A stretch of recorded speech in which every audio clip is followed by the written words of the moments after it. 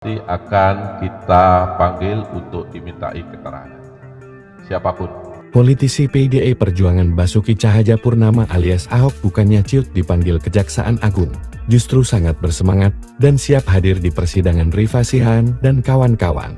Ahok mengatakan, selalu bekerja rapi, sehingga memiliki bukti-bukti kuat, termasuk rekaman pada setiap rapat di Pertamina. Maka itu, dia siap membawa rekaman tersebut ke persidangan jika ia memang benar-benar dipanggil dan menjadi saksi di Kejagung. Diakui Ahok, meski memegang rekaman rahasia Pertamina, Ahok mengatakan tak bisa membongkar isi rapat Pertamina itu karena menyangkut rahasia perusahaan bahkan negara.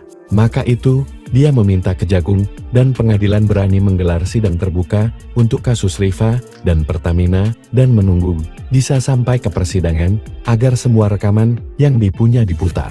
Mereka neken saya gak boleh ngomong ke media karena ini rahasia perusahaan. Saya mesti kerjain. Saya harap kalau naik sidang, itu nanti semua rapat saya itu suara diperdengarkan di sidang, kata Ahok. Ahok terlihat emosi dan dia mengatakan pernah memarahi para pimpinan Pertamina termasuk Rifa Sihan. Saya bisa maki-maki, saya bisa marah saat rapat, cuman itu kan gak bisa dikeluarkan ini PT. Kalau saya masih di Jakarta, 2 pasang di YouTube, bisa dipecat semua, tegasnya lagi. Diketahui, Ahok berpeluang diperiksa Kejagung setelah Direktur Penyidikan Jaksa Agung Muda Bidang Tindak Pidana Khusus Kejagung Abdul Qohar menegaskan pihaknya akan memeriksa seluruh pihak yang diduga terlibat.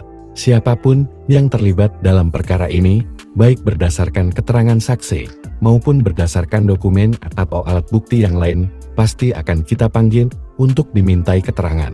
Siapapun, kata Abdul Qohar tanggal 26 Februari. Diketahui, Kejagung telah menetapkan 9 tersangka yang terdiri dari 6 pegawai Pertamina dan 3 pihak swasta.